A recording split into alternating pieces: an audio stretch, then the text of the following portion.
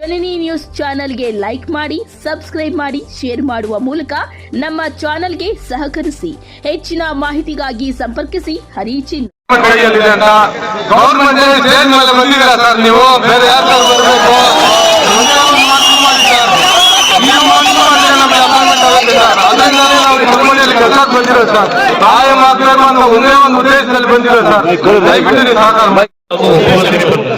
ಗೌರ್ಮೆಂಟೇ ಮಾಡಬೇಕು.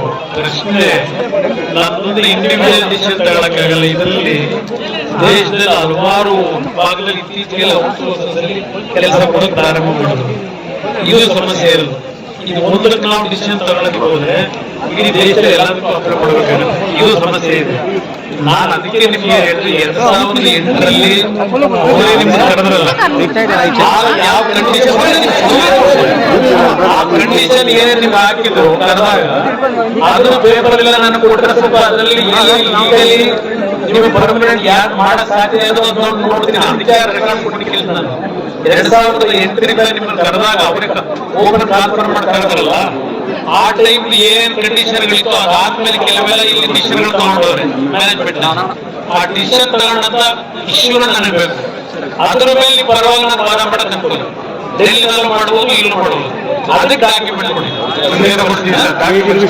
ಮ್ಯಾಕ್ಸಿಮಮ್ ಎಷ್ಟು ಮ್ಯಾಕ್ಸಿಮಮ್ ಸಹಾಯ ಮಾಡಕ್ ಸಾಧ್ಯ ಇದನ್ನ ಮಾಡ್ಕೊಡೋದು ನನ್ನ ಹೇಳಿದ್ರು. ಏನೇನು ಬೇಡಿಕೆ ಇದೆ ಅಂತ ಹೇಳಿ ನನ್ನ ಮೇಲೆ ವಿಶ್ವಾಸ ಇದ್ದು ನಿಮ್ ತೀರ್ಮಾನ. ನಾನು ಬಲವಂತ ಮಾಡಲ್ಲ ನಿಮಗೆ. ನನ್ನಿಂದ ಏನಾದ್ರು ಅನುಕೂಲ ಆಗಬಹುದು ಅನ್ನೋದು ನಿಮ್ಗೆ ವಿಶ್ವಾಸ ಇರ್ತದೆ. ತೀರ್ಮಾನ ನಿಮಗೆ ಬಿಡ್ತೀನಿ. ನಿಮ್ದೇ ತೀರ್ಮಾನ. ನಾನೇನು ಒತ್ತಾಯ ಹಾಕಲ್ಲ. ನೀವು ಸ್ಟ್ರೈಕ್ ನಿಲ್ಲಿಸಿ ಕೆಲಸ ಪ್ರಾರಂಭ ಮಾಡ್ಕೊಂಡ್ರೆ ಒಂದಲ್ಲಿ ಕೂತ್ ಚರ್ಚೆ ಮಾಡ್ಬೇಕಾದ್ರೆ ಇಲ್ಲಪ್ಪ ನಮ್ಗೆ ಗೌರವ ಕೊಟ್ಟರು ಹೇಳಿದ ತಕ್ಷಣ ಇವತ್ತು ಕೆಲಸಕ್ಕೆ ಬಂದಿದ್ದಾರೆ ಅಂತಕ್ಕಂಥ ಅವರಲ್ಲೂ ನಿಮಗೆ ಸ್ವಲ್ಪ ಒಂದು ಸಿಂಬಲಿ ಬರ್ಬೋದು. ಆ ಹಿನ್ನೆಲೆಯಲ್ಲಿ ತೀರ್ಮಾನ ನೀವು ಮಾಡ್ತೀರಿ. ನಾನು ಒತ್ತಾಯ ಹಾಕೋದಿಲ್ಲ. ಬಟ್ ಗುರುವಾರ ನಾನೇ ಬರ್ತೀನಿ. ಬಂದು ಈ ಸಮಸ್ಯೆಗಳಿಗೆ ಪರಿಹಾರ ಕಲ್ಪಿಸಿಕೊಳ್ಳೋದು ನನ್ನ ಜವಾಬ್ದಾರಿ. ನಿಮ್ ಕುಟುಂಬದಲ್ಲಿ ಇರ್ತಕ್ಕಂಥ ನಮ್ಮ ತಾಯಿದ್ರು ಅವ್ರ ಪರಿಸ್ಥಿತಿ ಏನಾಗಬೇಕು, ಇದು ಎಲ್ಲ ನಾನು ಯೋಚನೆ ಮಾಡೋದು. ಮನೆಗಳಲ್ಲಿ ಸಮಸ್ಯೆ ಆಗಬಾರ್ದು. ಆ ದೃಷ್ಟಿಯಿಂದ ಸಮಯ ವ್ಯರ್ಥ ಮಾಡಲ್ಲ. ಇವತ್ತೇನು ನೀವು 13 ದಿವಸದಿಂದ ನಡೆಸಿರದೆ ಇವತ್ತು ನಿಮ್ಮ ಪರಿಸ್ಥಿತಿಗಳು ಏನಾಗ್ತದೆ ಅನ್ನೋದು ನಾನು ಅರ್ಥ ಮಾಡ್ಕೋಬಲ್ಲೆ. ಹಲವಾರು ಕಡೆ ನೋಡಿದ್ದೀನಿ ನಾನು ಇಂಥ ಒಂದು ಪರಿಸ್ಥಿತಿಯಲ್ಲಿ ಮನೆಗೆ ಯಾವ್ಯಾವ ಸಂಕಷ್ಟಗಳು ಎದುರಿಸ್ತಾರೆ ಅಂತ ಹೇಳಿ.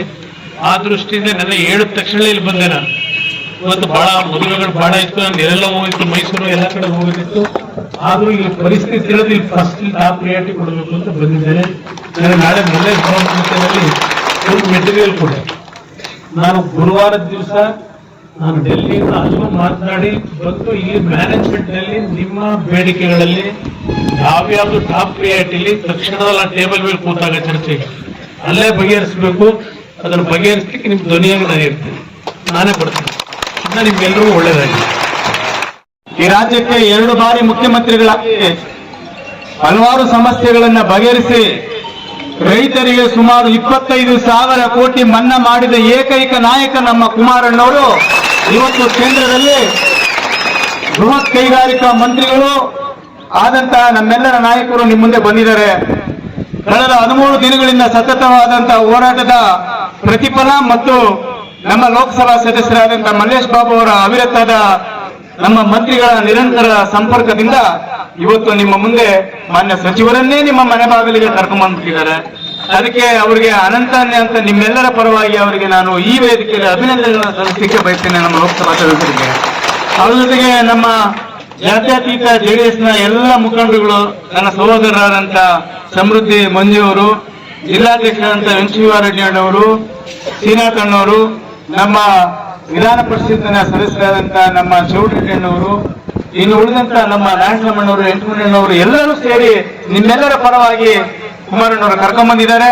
ಅವರ ಮಾತಿಗೆ ಗೌರವವನ್ನು ಕೊಡಿ.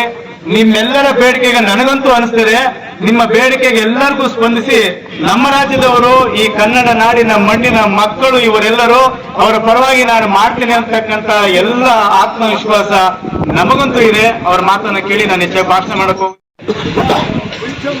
ನಾವು ಸಂಸದರಾಗಿ ಬರೀ 4 ತಿಂಗಳಾಗಿದೆ. ಆದ್ರೇನು ನಿಮ್ಮ ಜೊತೆ ಸುಮಾರು ಒಂದು 10ರಿಂದ 15 ಸತಿ ನಿಮ್ಮ ಜೊತೆ ಮಾತಾಡಿ ನಿಮ್ಮ ಸಮಸ್ಯೆಗಳು ಏನು ಅಂತ ತಿಳ್ಕೊಂಡು CMD ಅವ್ರನ್ನ ಮಾತಾಡಿ ಇದೆಲ್ಲ ಬಗೆಹರಿಸಿ ಅಂತ ಒಂದು ಕೇಳ್ಕೊಂಡಿದ್ದೆ. ಅದರಲ್ಲಿ ಒಂದು ಅವರು ಆಶ್ವಾಸನೆ ಕೊಟ್ಟಿದ್ದಾರೆ, ನಿಮಗೆ ಗಿಫ್ಟ್ ಏನು ಕೊಡ್ಬೇಕು ಅಂತ ಅದನ್ನ ಕೊಡಕ್ಕೆ ನಾವು ಸಿದ್ಧವಾಗಿದ್ದೀವಿ, ಅವ್ರ ಜೊತೆ ಮಾತಾಡ್ತಾ ಇದೀವಿ ಅಂತ. ಬಟ್ ಅವರು ಒಂದೇ ಡಿಮ್ಯಾಂಡ್ ಹೇಳ್ತಾ ಇರೋದು, ನೀವು ನಾಳೆನೆ ಬಂದು ಕೆಲ್ಸಕ್ಕೆ ಸ್ಟಾರ್ಟ್ ಮಾಡಿ, ಕೂತ್ಕೊಂಡು ಟೇಬಲ್ ಮೇಲೆ ಕೂತ್ಕೊಂಡು ಮಾತಾಡೋಣ ಅಂತ. ಆದ್ರೆ ನೀವು ಅದಕ್ಕೆ ಸಿದ್ಧವಾಗಿರ್ಲಿಲ್ಲ. ಯಾರೋ ಬಂದು ಏನೋ ನಮ್ಮ ಬಗ್ಗೆ ಅದು ಇದು ಅಂತೆಲ್ಲ ಮಾತಾಡ್ತಾರೆ, ನೀವು ಅದಕ್ಕೆಲ್ಲ ನೀವು ಇನ್ಫ್ಲೂಯೆನ್ಸ್ ಆಗಿ ನೀವು ಇದನ್ನ ಸ್ಟ್ರೈಕ್ ಮಾಡ್ಕೊಂಡು ಹೋಗ್ತಾ ಇದ್ದೀರಾ. ನಿಮ್ದು ಒಂದು ಡಿಮ್ಯಾಂಡ್ ಇತ್ತು, ಕುಮಾರಣ್ಣ ಒಂದ್ಸತಿ ಕರೀರಿ, ಒಂದ್ಸತಿ ನಾವು ಮಾತಾಡ್ತೀವಿ, ನಮ್ಮ ಸಮಸ್ಯೆಗಳು ಅವ್ರಿಗೆ ಹೇಳ್ಬೇಕು ಅಂತ. ಇವತ್ತು ಕುಮಾರಣ್ಣನ ಕರ್ಕೊ ಬಂದಿದ್ದೀನಿ, ನಿಮ್ಮ ಸಮಸ್ಯೆಗಳು ನೀವು ಹೇಳಿದ್ದೀರಾ. ನೀವು ಏನು ಮಾತಾಡ್ಬೇಕು ಅಂತ ಕೂಡ ನೀವು ಇವಾಗ ಎಲ್ಲಾರ ಮುಂದೆನೂ ಹೇಳಿದ್ದೀರಾ. ಇದೇನು ಕ್ಲೋಸ್ಡ್ ರೂಮ್ ಅಲ್ಲಂತೂ ಹೇಳಿಲ್ಲ, ಓಪನ್ ಫೀಲ್ಡ್ ಅಲ್ಲಿ ಎಲ್ಲಾರ ಮುಂದೆನೂ ಹೇಳಿದ್ದೀರಾ. ಇವಾಗ ಕುಮಾರಣ್ಣ ಅವರು ಏನು ಒಂದು ಮಾತು ಹೇಳ್ತಾರೋ ದಯವಿಟ್ಟು ಅದನ್ನ ಕೇಳಿ ನೀವು ನಿಮ್ಮ ನಿರ್ಧಾರ ತಗೊಳ್ಳಿ ಅಂತ ಹೇಳಕ್ ಇಷ್ಟಪಡ್ತೀವಿ. 30-40 ವರ್ಷ ಇಲ್ಲಿ ಕೆಲಸ ಮಾಡ್ತಾ ಇದ್ದಾರೆ ಸರ್. ಈ ಸರ್ವಿಸ್ ಮುಗಿಸ್ಕೊಂಡು ಅವರೆಲ್ಲ ಹೊರಗಡೆ ಹೋಗುವಾಗ ಏನು ತಗೊಂಡು ಹೋಗಲ್ಲ ಸರ್, ಎಲ್ಲ ಎಂಟಿ ಹ್ಯಾಂಡಿಂದ ಹೋಗ್ತಾರೆ ಸರ್. ರಿಟೈರ್ಡ್ ಆದ್ಮೇಲೆ ಅವ್ರಿಗೆ ಯಾವುದೇ ಒಂದು ಬೆನಿಫಿಟ್ಸ್ ಇಲ್ಲ, ಯಾವುದಿಲ್ಲ ಸರ್. ಸರ್ ನಿಜ ಹೇಳ್ಬೇಕಂದ್ರೆ ನಮಗೆ ಇರೋದು ಒಂದು PF ಅಲ್ಲಿ ಹಣ ಸೇರುತ್ತೆ ಸರ್.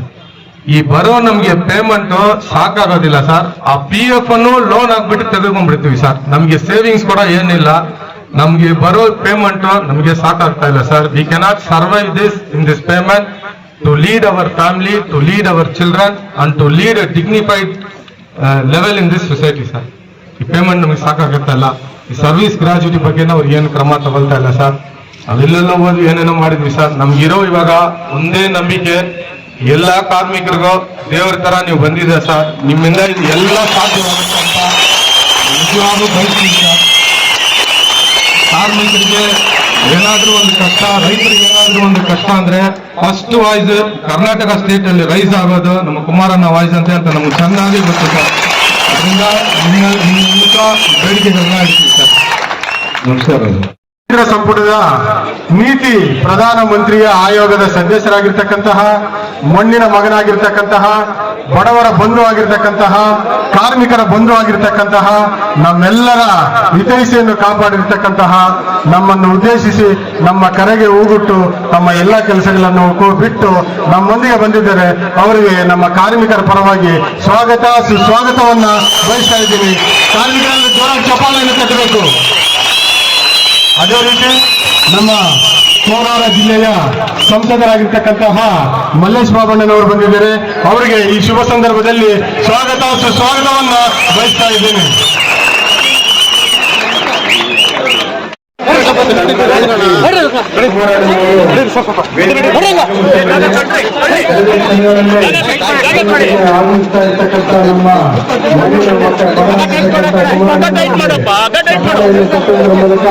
ಸ್ವಾಗತವನ್ನ ಕೋರೋಣ ಅಂತ ಹೇಳಿ ಈ ಶುಭ ಸಂದರ್ಭದಲ್ಲಿ ಕೇಳ್ಕೊಳ್ತಾ ಇದ್ದೀವಿ.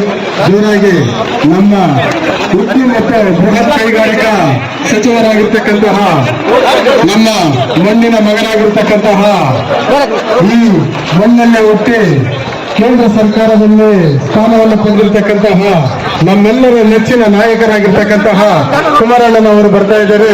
ಅವರಿಗೆ ನಮ್ಮ ಪರವಾಗಿ, ಕಾರ್ಮಿಕರ ಪರವಾಗಿ, 13ನೇ ದಿನದ ಹೋರಾಟದ ಪರವಾಗಿ ಸ್ವಾಗತ ಸುಸ್ವಾಗತವನ್ನ ಬಯಸ್ತಾ ಇದ್ದೇವೆ.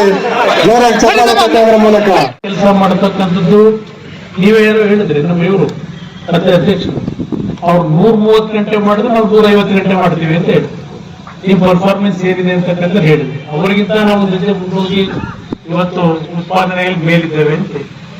ಇದೆಲ್ಲದರ ಬಗ್ಗೆ ನನಗೆ ಡಿಟೈಲ್ ಒಂದು ನೋಟ್ ರೆಡಿ ಮಾಡಿ, ಇದನ್ನ ಇಲ್ಲಿ ಒಂದು ಕಡೆ ಈ ಮ್ಯಾನೇಜ್ಮೆಂಟ್ ಅಲ್ಲಿ ಚರ್ಚೆ ಮಾಡಿ ಸರಿಪಡಿಸೋದು ಒಂದು ಭಾಗ, ಯಾವ್ಯಾವ ಸರಿಪಡಿಸ್ಬೇಕು ಅಂತ ಹೇಳಿ.